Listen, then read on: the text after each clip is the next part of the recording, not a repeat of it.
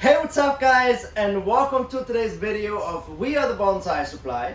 I am Jerome, and today we are going to be talking about the most important season for your trees, which is fall. So of course we're going to be talking about the do's as well as the don'ts of the fall season, and we're going to be covering the early fall all the way into the late fall, and we're going to of course talk about tropicals as well as temperate trees. So some of the things that we're going to be covering in this video today is the watering. We're going to be talking about the pruning and the styling, fertilizing, repotting. Are we repotting this time of the year? Yes or no? And of course we're also going to be talking about some extra maintenance that you can do to your trees this time of the year. So let's get right to it. So as fall is starting to slowly creep in, the days start to get shorter, the sun gets less intense, and of course the temperatures start to get cooler noticeably. Obviously your trees have to be cared for a little differently as well. And so the first topic that we're going to cover here today is watering. So obviously as your trees start to slow down, and you can tell by the tips of the branches, once they stop pushing out new growth as much, you can also back off the watering. So you do not want to drench the soil this time of the year. You kind of want to back up and just want to make sure that the trees are slightly moist. And this really applies to all of your trees, whether they're tropicals or temperate trees. Just back off a little bit. Don't let them dry out completely, obviously, but also don't keep them soaking wet. It is important, however, that you keep them in full sun throughout the entire fall season, and that applies to all of your trees. Now the next thing that we're going to talk about is fertilizing. So do we fertilize in the fall? So absolutely. Now it also of course depends on what you want to achieve next year. And this is why fall is so important, because we set the trees up in the fall for the winter, but not just only for overwintering this year, we also set them up for next year in the spring. So if you want a lot of growth, it is really a smart idea to continue to fertilize until the trees go completely to sleep, so that they can absorb as much of the fertilizer, store the energy for the next year. So that means that you get a lot more growth next year in the spring. Now obviously on very well ramified trees, you want to slow down the fertilizing, like maybe use half the dosage that you would use on all of your other trees.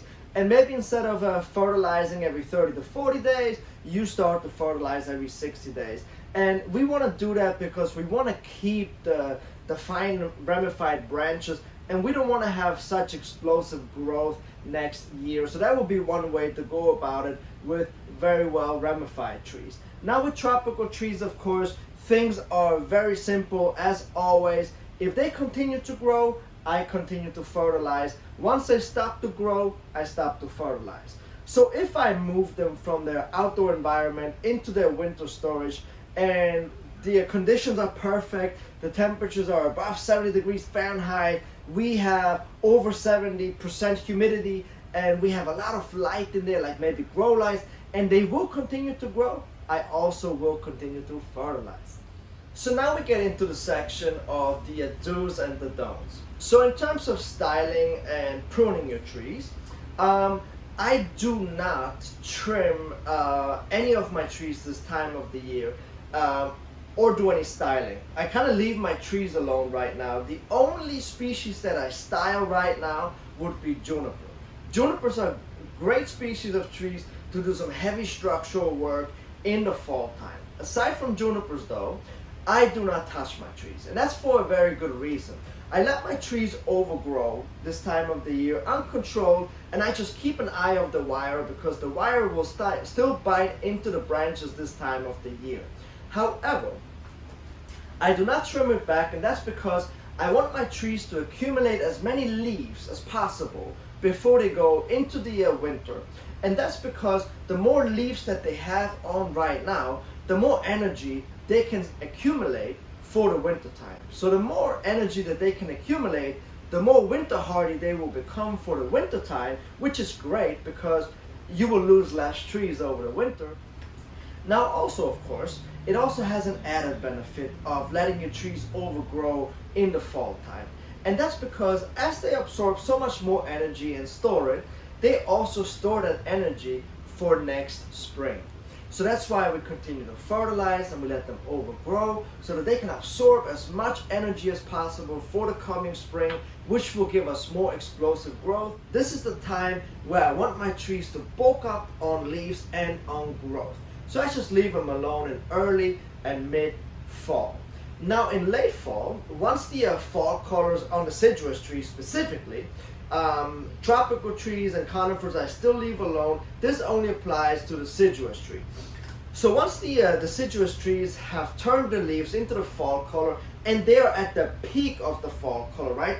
Once you can see that the leaves tips start to crinkle slightly, that's when I go ahead and defoliate my deciduous trees. That was the peak of your deciduous trees. And once you're at that point in the late fall, you can go ahead and do some big cuts on your trees, right? You can also style your trees. You can defoliate them, you can wire them.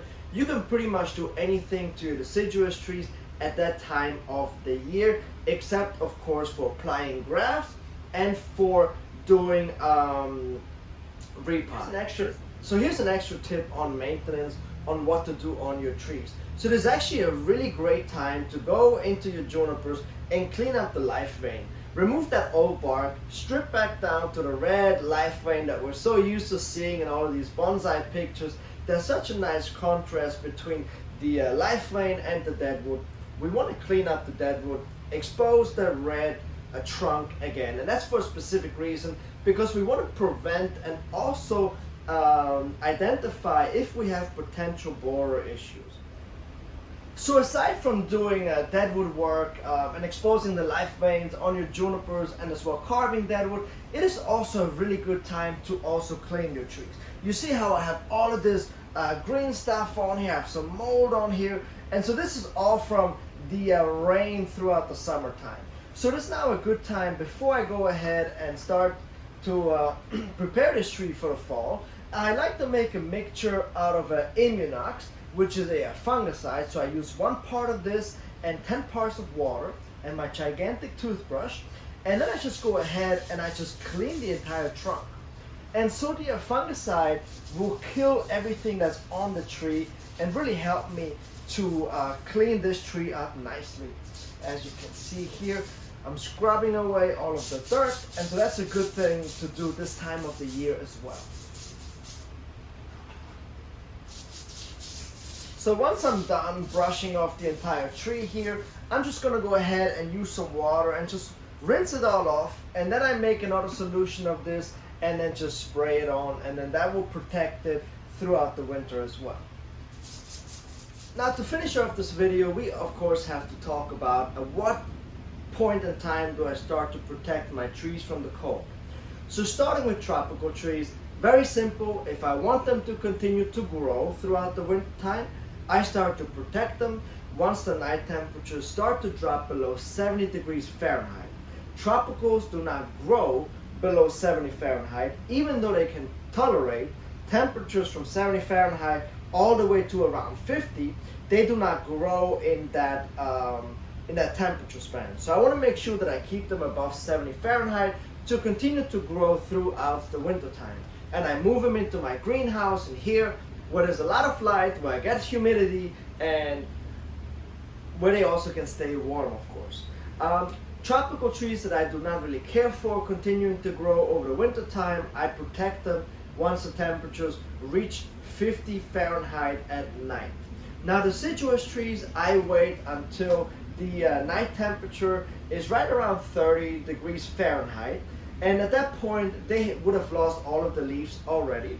So I would take them from where they are in full sun and just move them into an area where they are protected from the wind, and I set them on the ground and I cover the pots with some sort of insulation, such as like leaves that have fallen from the trees. I save those and I kind of tuck in all of my trees with the leaves. But you can also use pine bark chips, you can use gravel, you can use pine straw, whatever you can find to kind of insulate the trees. Conifers I don't really have to protect here in Georgia, and it of course also depends on how healthy your trees are, right? I do not really tuck them in I just move them. Once I move the deciduous trees, I move them from the pillars and I just set them on the ground as well and just keep them out of direct wind. And it is really important that you keep your trees on the ground if they're outside and out of direct wind, and that only applies for temperate trees, of course. So I hope that you guys enjoyed today's video and now know how to get the most out of your trees in the fall and set them up for a successful winter and an even more successful spring. Now, of course, if you have any more questions, drop a comment below in the comment section. I'll gladly answer these questions for you guys. I hope that you guys enjoyed. Please make sure that you subscribe to our YouTube channel. I am Jerome, and I'll catch you guys next time.